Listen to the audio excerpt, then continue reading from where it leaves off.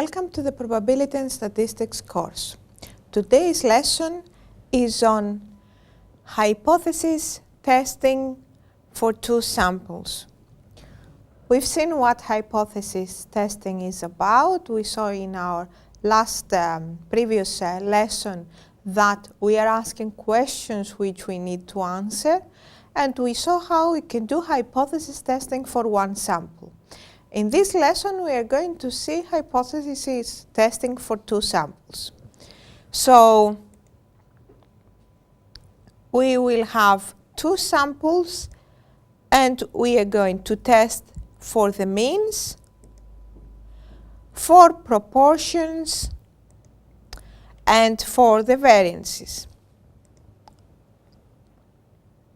Now, first of all, we assume that we have two independent samples from two populations with means mu1 and mu2 respectively. We want to test the hypothesis that the difference is some number delta when variances are known. We remind here that when we are doing a test, we always have to define the null hypothesis and the alternative hypothesis. For this example, as we have seen for this case, the null hypothesis will be that the two means have a difference which is a number delta, and the alternative hypothesis will be, we said we may have three cases, either that it is less than this number, greater than this number, or different than this number. So when we construct our tables to see when we should reject or not our hypothesis, we said we are going to have three cases, each for every test. So now for the case we have seen, we calculate the statistic given here. We have the sample mean of the first sample, the sample mean of the second sample, minus the number we are testing that the differences should be. And here we have the variance of the first sample and the variance of the second sample. We said variances are known. So we have two different one-sided tests for greater or less than the two cases we have seen. For greater, we reject the null hypothesis if the test statistic is greater than the point of the standard normal distribution. For the other side, we reject if the test statistic is less than the minus this point of the standard normal distribution. When the test is two-sided, we know that the area should be split in half. So we have that we compare the absolute value of the test statistic with the point of the distribution which corresponds to half the area. Now, if the standard deviations are not known and the samples are large, we can replace them in the statistic by the sample standard deviations of the two samples, S1 and S2. Now, hypothesis testing for the difference of the means when samples are small from normal populations, variances are unknown and equal. The first case we are going to take that they are equal. Then we have that we calculate the statistic here. We note that we are going to compare with the t-student distribution this case. We have that the sample standard deviations are equal for the two samples. So we use S instead of S1 and S2. We are going to see again how we can calculate S, and we compare the statistic with the point of the distribution that corresponds of a t-distribution with the n1 plus n2 minus 2 degrees of freedom, which corresponds to the area here. The null hypothesis is rejected if the test statistic is greater than this value for one-sided, for this case of one-sided test, if it's less than minus the number we found for one-sided for this case, and if the absolute value is greater than the point of the t-distribution with the same degrees of freedom, but which corresponds to half the area of what we used before. Now, S is the square root of S squared, which can be calculated by this formula here, as we have seen in the confidence intervals as well.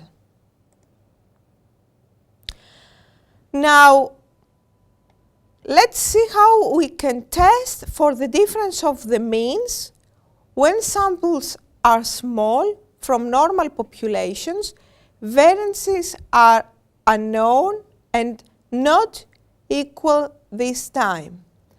We remind here that we take all cases exactly as we used formulas when we calculated confidence intervals. We have exactly the same cases. So here we have two different sample variances, which they are not equal, and we calculate the t-statistic here, which should be compared with the point of the t-student distribution with k degrees of freedom, where k is the smallest of n1 minus 1 and n2 minus 1. And we reject the null hypothesis if the value is, if the test statistic is greater than the distribution point. For this case, we reject if it's less than minus the number we found, and for the two-sided test, if the absolute value is greater than the point of the distribution that corresponds to half the area, as we have seen in all other tests as well. Now, if we have two dependent samples, paired observations from one normal population with means mu1 and mu2 respectively, then we calculate the differences between the paired observations. Exactly this we have seen when we had confidence intervals. If the samples we collect, we cannot assume that they are independent, then we have to use the formulas we are going to see for this case. We can test the hypothesis that the difference of the means is some number when samples are small. For large samples, we can use the normal distribution instead of the t used here. And we have that. We calculate the statistic t, which is equal to the sample mean of the differences. We have the new data set, the differences, minus the number we are testing divided by the sample standard deviation of the differences divided by the square root of our sample size, which n will be how many data we have when we calculate the differences.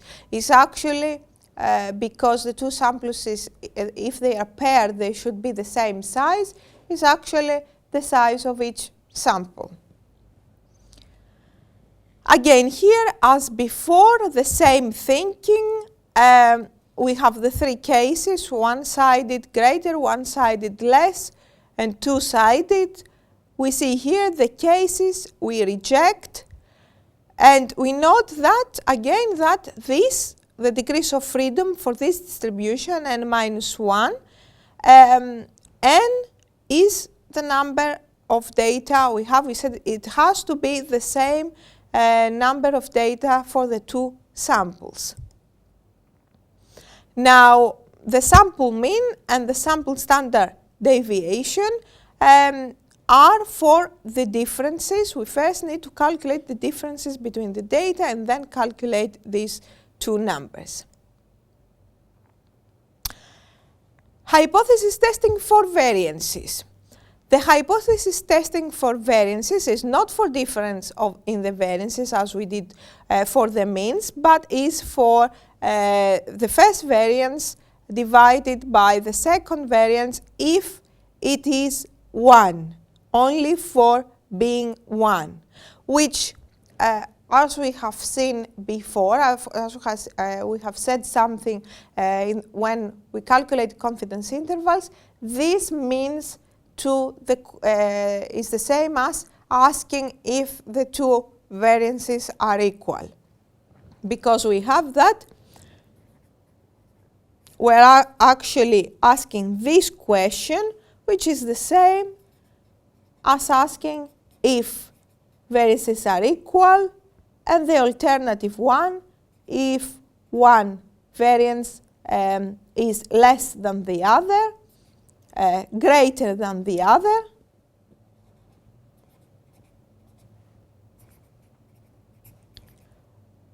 or not equal. Now, this case, the third case, that the variances are not equal, is very important.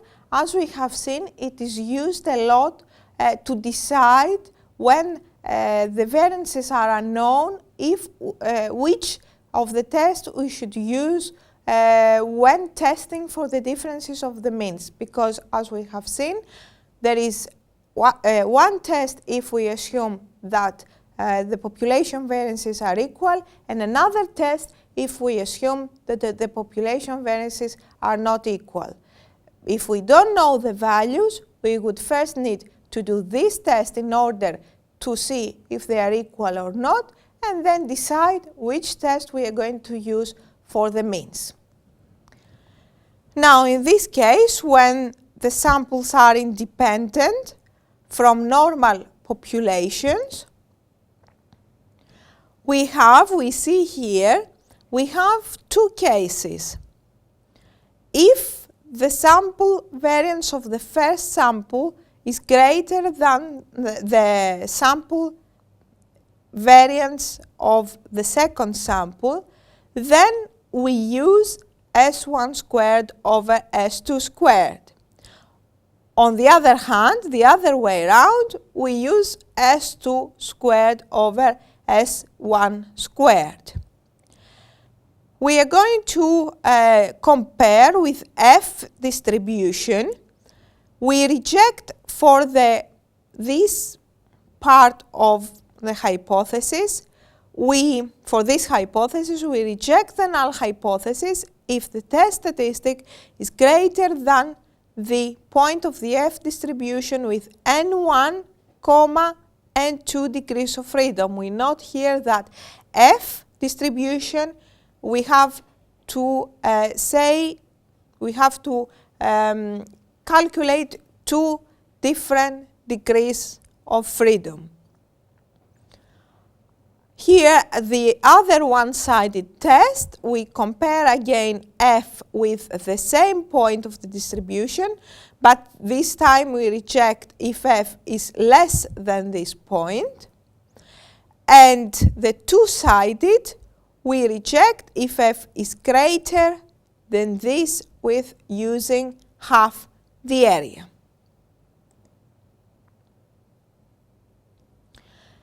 Now, let's see this example. We have the time of two groups of engineers to assemble a number of machines. Now, these data are data which are collected in minutes, given here. Now we can assume that these two samples are independent.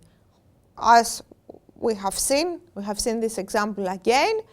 If one engineer from one group takes a long time to assemble a machine, it doesn't mean that he will affect the time another engineer will take from the other group. So we have independent samples. We are going to assume that populations are normally distributed. We have small samples, but because of this, we can use the tests we know. And the question we are going to ask is, first of all, if the variances of the two populations are equal. So let's do the calculation and see how we can answer this question. So always write down the null and the alternative hypothesis. There is no point answering a question if we don't know mathematically what the question is. So the null hypothesis here will be that the variances are equal. This is the same as asking if the variances are equal. And the alternative, we are interested in a two-sided test, as we are asking if the two variances are equal or unequal. We are not interested if only one variance is greater than the other or the other greater than the first. So we are going to use, we choose an A, we are going to use a 0.1 for this example, and as we have seen in our previous lesson, we construct our table, which should consist of the statistic. We are going to calculate the distribution, the point of the distribution we have to find. Now, the degrees of freedom here, they are 9 and 7. 9 data for the first sample, 7 data for the second sample. We have a two-sided test, so we are going to use 0.05 for the distribution, and we need to make a decision based on our calculations. The statistic, if we do the calculations, we are not going to show here the calculations, they can be easily done, is 1.01. The statistic here, the point of the statistic, if read from tables, they can be found in statistic books, is 3.18. And because of this value being less than the value of the distribution in absolute if we take the absolute value of this, the decision will be, of course, that we accept our null hypothesis. So we can conclude that the samples come from populations with equal variances. Now, for the same example, we can go on and ask the question, do both groups of engineers perform the same? So actually what we are asking is if do they, in average, assemble the same number of machines, both groups of engineers? Do both groups come from populations with equal means? So what we are asking, we are going to work through this example. What we are asking is if the difference of the means are some number. Now, because we are actually asking, our question is if the first mean is equal to the second, is like where delta we put 0. So we're asking if the difference of the means is 0. The alternative hypothesis, the H1 in this case, is if one group is not performing the same as the second group.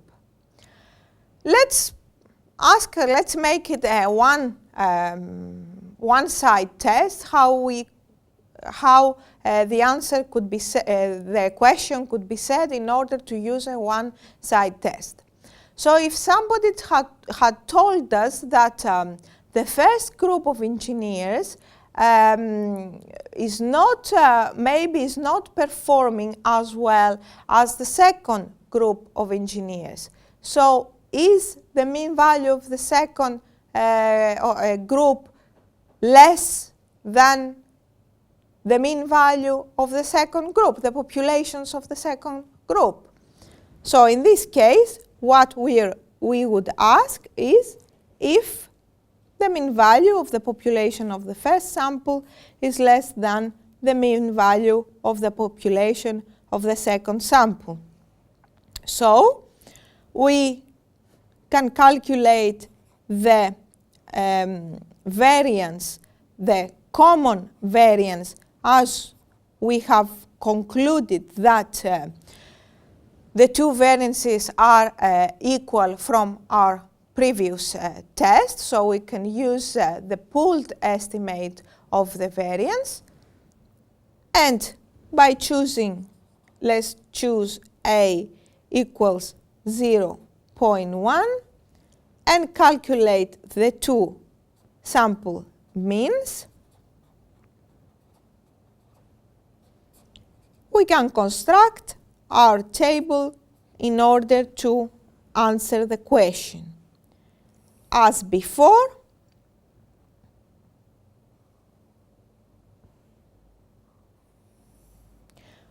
we have that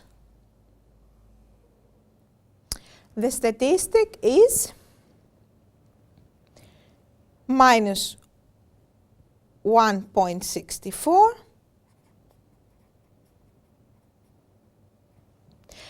Now we have the t-distribution with 14 degrees of freedom. 0.1 we have chosen. And so this is 1.345.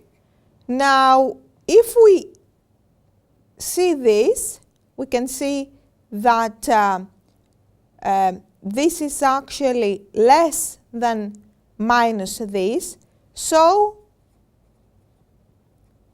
we reject our null hypothesis. Let's see what happens if we choose another A.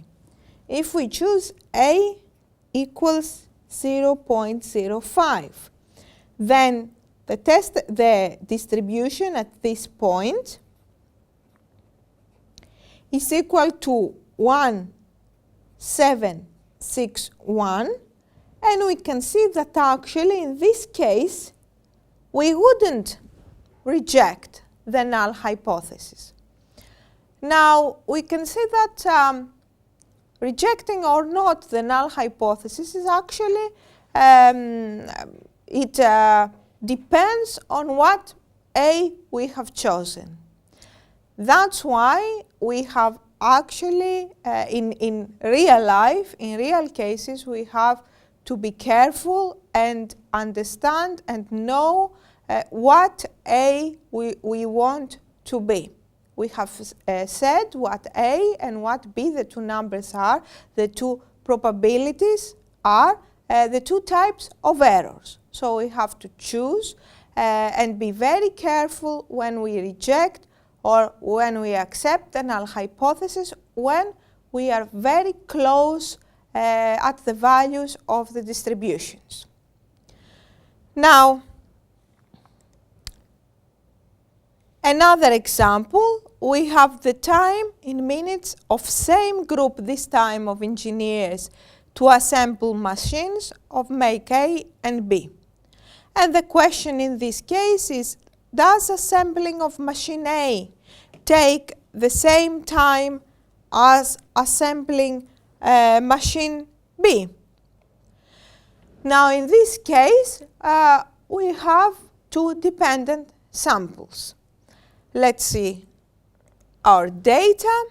Of course, as they are dependent, they have to be the same size. We are talking about the same group of engineers, the same people, two different machines, makes of machines. And we first need to calculate the differences shown here. So, in order to test if the means are equal or not, we have that. In this case, again, the null hypothesis is if actually the two means are equal, which is the same as asking if the differences are 0 or not. The alternative will be if the means are not equal, so means that the differences are not 0. Here we denote by xt the differences for the populations of the populations. We have that the sample standard deviation, the sample variance we are going to calculate is 56.625, and we are going to use a 0.1. Now for this set of data, again our usual table, we have that the statistic, if calculated, is minus 0.053. We are looking at a t-distribution with 8 degrees of freedom. We have a two-sided test, so 0.05. The point is 1.86, and so now we know that the decision is that we accept our null hypothesis. We accept that the engineers assemble the two kinds of machines in average at the same time. Now, hypothesis testing for two proportions. We have x1, the number of elements in the group with a characteristic from first sample coming from one population, and x2, the number of elements in the group with a characteristic from second sample coming from another group. We assume that the samples are independent, and in this case the proportions can be estimated by dividing x1 with n1, x2 with n2. To answer the question if the two proportions are some number delta, we can use the table given here. We have the test statistic given here, can be calculated from this, and we reject if this is greater than that for this part of the question, for this one side. And as we have seen before, if we have the other one-sided test, we reject if the statistic is less than minus the point of the distribution with area A, and so on, the absolute value of the statistic with the point which corresponds to half the area. Now, S in this case can be calculated using this formula here, where P is given by this. For the case we are testing if the two proportions are equal, and this one if we are testing if the two proportions are not equal. Now the data given here, we are going to see an example, is that we do a research if number of smokers have decreased. We have data from 1989. For data from 1999, we have seen this data again when we're doing confidence intervals, and we have estimated the two proportions by using our formulas. We have 498 out of 1,500, which is 0.332.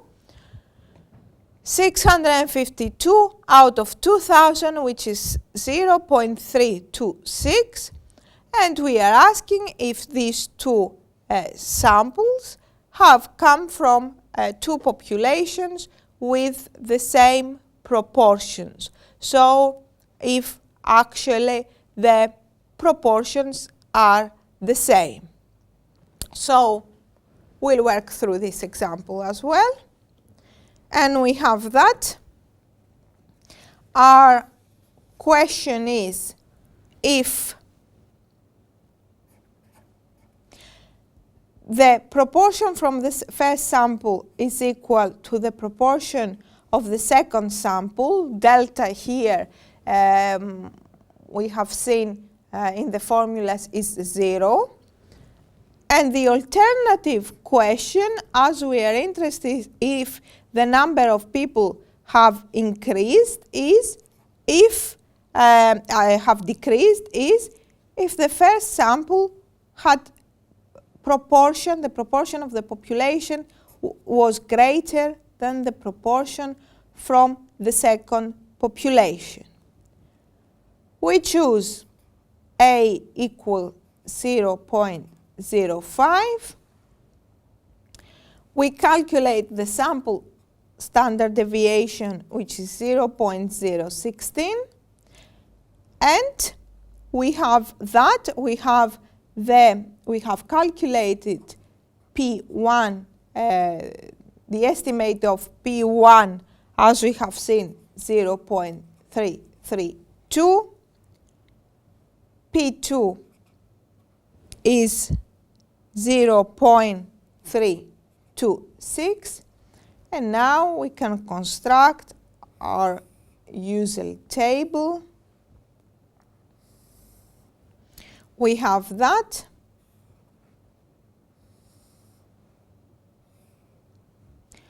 Our statistic can be calculated to be 0.375.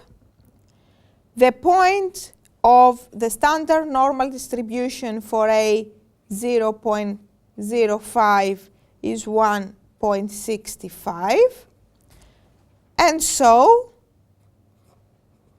our decision, if we see here, compare the numbers, is that we accept our null hypothesis that the two proportions are equal. Now, we have said that there is a relationship between confidence intervals and hypothesis testing. Actually, when we are looking at examples at confidence intervals and we are asking similar questions as for the hypothesis testing, we answered the questions looking at the confidence interval. Now, what happens is that when we have two-sided tests, we can actually accept the hypothesis if the value we are testing for is inside the confidence interval. So when we have two-sided tests, we can is exactly the same either to calculate the confidence interval and see if the value we are testing for is in there or outside, or do the hypothesis testing as we have seen. We should get exactly the same results. Now, we have seen a lot of things about hypothesis testing. There are other tests as well to test for other characteristics of populations. Many books have different tests. It depends what we want to test about. The whole idea of hypothesis testing is, though, the same as we have seen for the test here. The steps are the same, we should follow. It's just that we need to see what test we need to calculate each time we want to test a hypothesis and which distribution to compare with. So, in this lesson, we've seen hypothesis testing for two samples. First, for the means, for all different cases, depending what happens. The assumptions are assumptions for the populations, for proportions, and finally, for variances. For more information on this lesson, you can visit the website of UNINETTUNO MedNetU project.